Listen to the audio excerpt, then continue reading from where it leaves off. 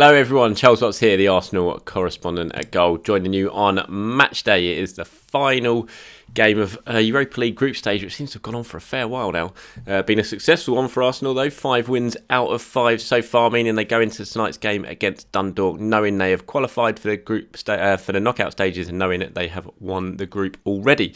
So been a pretty successful cruise through to the knockout stages, unlike the form in the Premier League, which has been pretty dreadful. But the Europa League's been a bit of an oasis for Arsenal at the moment, a calming little place where they go to each Thursday night and seemingly get themselves back on track, only to then crash back down to earth at the weekend in the Premier League. Hopefully that changes this weekend when Arsenal play Burnley on Sunday night. But before that, it's Dundalk, obviously, and I will talk about that in this video, go through the team news towards the end and predicted 11 as well. But I wanted to talk a little bit about last night's press conference with Mikel Arteta. It was a late one, didn't get going until about close to 7:30 last night. So yeah, I just wanted to go over a few things that he said and sort of use those as a talking points for today's video. So we'll go over Thomas Partey, William Saliba, Aubameyang as well before getting on to that Dundalk match and having a little look ahead to tonight's game. Right, let's start then, shall we, with Thomas Partey being a regular source of debate on these videos over the last couple of months, from signing to injuries to everything, and we're back on that frustrating injury news when it comes to Thomas Partey. We all saw what happened against Spurs at the weekend on his first game back from that thigh injury. Didn't even get to half time, and now it has been confirmed by Mikel Arteta that he'll miss a few matches. So no actual date set in stone yet for when he could be back, just we know that he's going to miss a few matches, which is not good news for Arsenal when you think we got coming up. Obviously Dundalk tonight, he wouldn't have played in that anyway, but then it's Burnley, Southampton, Manchester City, Everton, Manchester City in the League Cup, Chelsea on Boxing Day. Really busy time coming up over the festive period. So many games thick and fast, and you want all your players available because you're going to have to rotate your squad as it is, and to be missing one of your best midfielders, if not your best midfielder, in fact, is a big blow. What Mikel Arteta had to say about it was he got injured in the same area, not exactly the same spot, but the same area as before. He will miss the next few matches. Not what we wanted here, but I think it was what we all expected after seeing him limp off like that against Spurs. It was clear he was going to miss a fair bit of action. I think you're probably looking until around January time when he's going to be back. You think he was out for nearly a month before with that injury. Thigh injuries are not ones that heal very quickly, and they're ones you have to take a lot of care with. As we've seen, he came back perhaps a little bit too early now, and he's got the same injury again. So Arsenal are going to have to tread very carefully when it comes to Thomas Partey now over the next few weeks to try and ensure when he does come back, he is ready to play and meet the demands of the Premier League. Unsurprisingly, Mikel Arteta was asked, did you feel like you made a bit of a mistake now rushing him back for the Tottenham game when he clearly wasn't ready? And he insists he has absolutely no regrets. He said no. He did incredibly well and he was very confident. We tested him 3 times and he had 0 symptoms. But in football, you have a lot of unpredictable actions. He went to the floor, his knee got stuck. Afterwards, he stretched and got up, and immediately he put a lot of stress in a similar area, and that's when it happens. People will say it was a bit early, but I don't think it was, because he was completely fine to play. So Mikel Arteta saying there that Thomas Partey passed all the necessary checks that he needed to pass before he was deemed fit to play by the medical staff at Tottenham. I know full well that he trained fully on the Friday and on the Saturday, so he competed in 2 full training sessions. He'd worked tirelessly, I know, on his rehab in the gym up to that point, and the medical staff were clearly felt he was fit to play. That's why Mikel Arteta picked him for that game. Obviously, we can look back on it now and think, yeah, it was a bit of a mistake because we've seen what happened. We've seen the consequences of him playing, but I suppose Arteta can only go on what his medical staff tell him, and if they tell him that he's cleared to play and he's passed all the fitness checks that he needs to pass, then you're going to play him against Tottenham, aren't you? I think we're all excited that he was back because we all know how much Arsenal need Thomas Partey and how they're a better team with Thomas Partey in the side. So I'm not sure we can really lay the finger of blame on Mikel Arteta for Partey getting injured again. He listened to the advice of the medics. They said he was fit to play. Partey said he was fit to play. And then ultimately, unfortunately, that wasn't the case, and he picked up that same injury again, and now we're looking at him being out for a little bit of time. I just wanted to talk about William Saliba next. Obviously, a player who I think, other than Mesut Ozil, I probably get more messages on social media across my various channels about William Saliba than any other Arsenal player. What's going on with William Saliba? Why isn't he playing? What's Mikel Arteta's problem with him? Got them all through the day yesterday leading up to the press conference as well. People saying, can we ask about Arteta, ask about Saliba, find out what's going on? And the question was asked about William Saliba because he obviously played on Monday night for the under-21s on Tuesday night, in the EFL Trophy. Got sent off in that game actually for a second yellow card. In the second half, Arsenal lost 3-0. And he was asked, when can the fans expect to see him play again, because they want to see him play. Understandably, Arsenal spent a lot of money on Saliba, and Arsenal fans still haven't seen him play a single minute for the senior team. And Arteta said, basically, he will play whenever we have the spaces, and we believe that he is ready to play with us. To be fair, he's made massive improvements in the last few months, and it's been a really tricky situation for him, as I've mentioned before. Designed a pathway for him, and there are a lot of things that happened to him in his personal life and professionally as well. Now we've made some steps forward. He's working really hard and played for the under-21s again. That was a good game because Martinelli finally came back for 45 minutes. So it's a really positive day for us in terms of that. So he didn't really, nail down anything in terms of when we can expect to see Saliba to play. It's still a case of when he thinks he's ready, when Arteta thinks he's ready. Because I had a few questions yesterday on social media seems to be a theory going around that it's Saliba who has felt he's not been ready to play for Arsenal. But that's absolutely not the case. Look, Saliba is ready to play for Arsenal. He feels he's ready to play for Arsenal. He wants to play for Arsenal. It's not his decision. Ultimately, it's Mikel Arteta's decision. Arteta's a guy who sees him in training, and Arteta doesn't feel he's ready. So it's nothing to do with Saliba. This is definitely Arteta's decision. Don't get confused by that. And obviously, Arteta, by that answer, he doesn't yet think he's ready to play. And then he was asked, is he going to go on loan in January? Because we all know that Saliba nearly rejoined St Etienne in the summer. He was there on deadline day, fell through right at the last minute because neither club could get the deal done in time. There was interest from championship clubs in Saliba as well. Arsenal ultimately decided to keep him for the first half of the season. He's been playing in the under-23s now, but I still think the most likely option is he will be heading out on loan in January. I still think St Etienne is a very likely option for him. It's an easy one for him. He knows everyone. He's happy there. Like he said, he's nearly went there in the summer, only just missed out. He's obviously spent all last season there, was there when Arsenal signed him. He knows everyone. If he wants to go and play and settle in well and sort of get his head straight again, then there's going to be no better club to do that for than St Etienne, and hopefully come back in the summer and really make a push to be involved in Mikel Arteta's plans. Because I think I know we're all disappointed in what's happened with Saliba. We're all expecting him to be a key player this season. I figured it was going to be Saliba and Gabriel's centre-back partnership. I think we all did.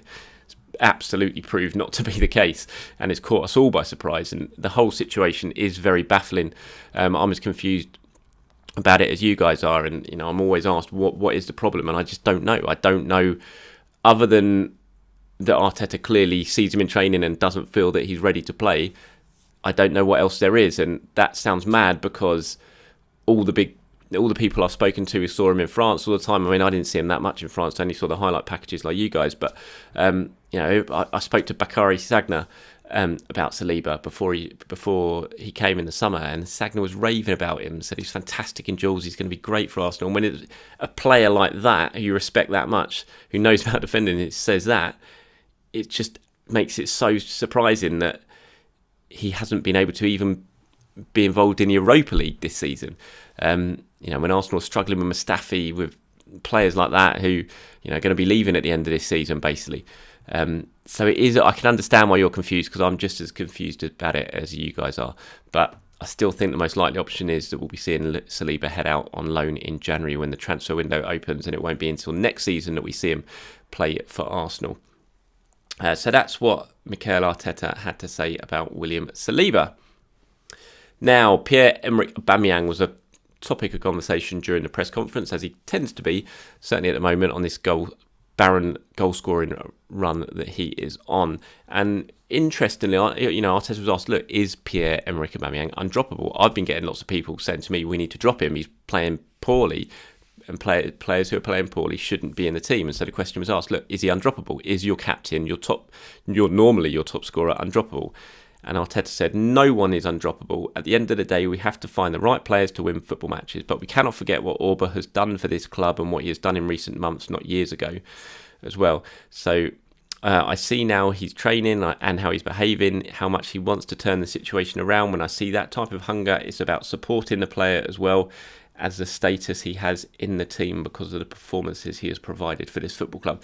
So basically saying he's not undroppable, but I'm not going to drop him because of what he's done for the club and what he's done in recent memory. And I have to admit, I'm with Arteta in this. I'm not sure you can drop Aubameyang at the moment. Yes, he's on a terrible run of form, and those sort of players should get dropped. But I just think he's still Arsenal's best striker.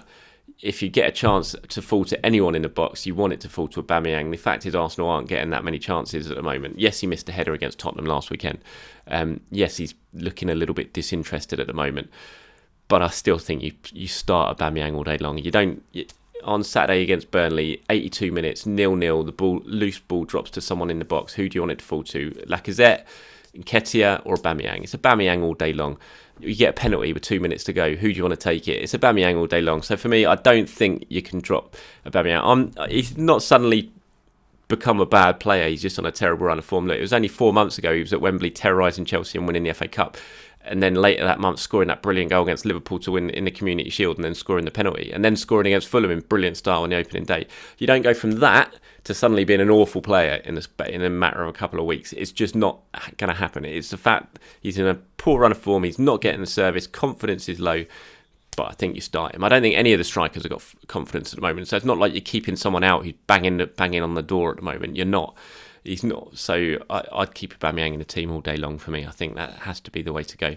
And I fully expect him to score a goal soon, and then the goals will start flowing again. And look, Arsenal need him. They need their captain, they need their top scorer, and they need their talisman. And hopefully this weekend against Burnley is the game that we're going to see him. Because we're certainly not going to see him tonight. Mikel Arteta has already admitted during the press conference that Arteta won't be playing against Dundalk. I don't think that's a surprise to anyone. He hasn't played in the away games since the win at Vienna, when he scored, actually, coming off the bench. He hasn't played since then in any away games in Europa League, and he won't be playing tonight.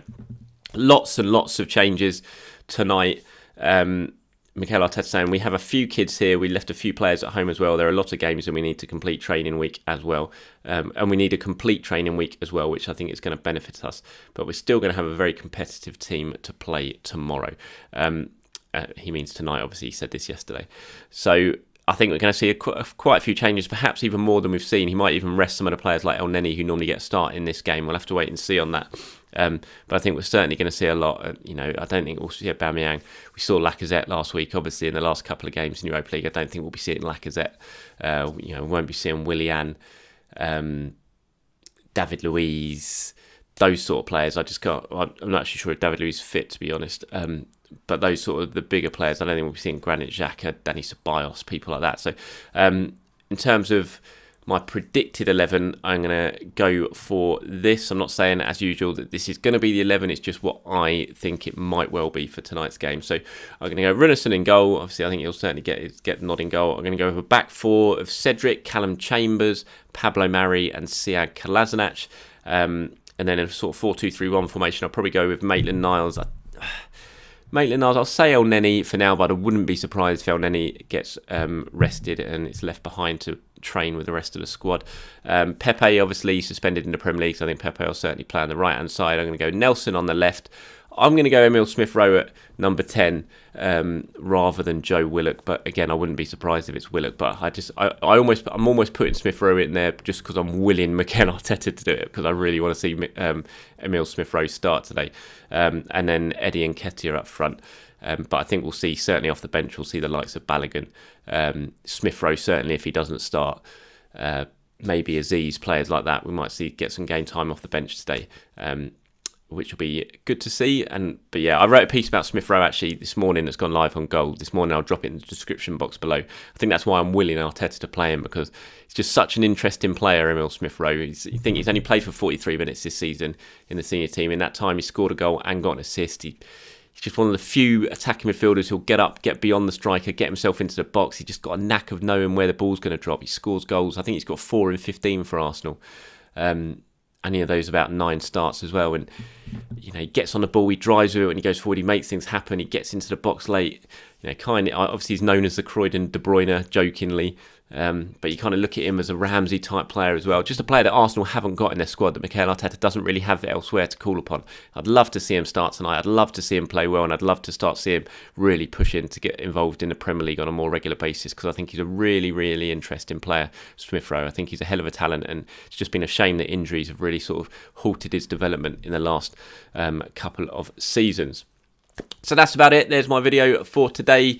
I will be online, obviously, during the Arsenal game tonight. I'm not in Dublin. I'll be covering it from home, but I will be covering it as normal. So please do head over to my Twitter account at Charles_Watch. You can follow all the coverage as it happens there, and then I will try and pop back on afterwards to do my usual player ratings video as well. So thank you for watching today's video, everyone. Enjoy the rest of your day, and hopefully enjoy the game tonight.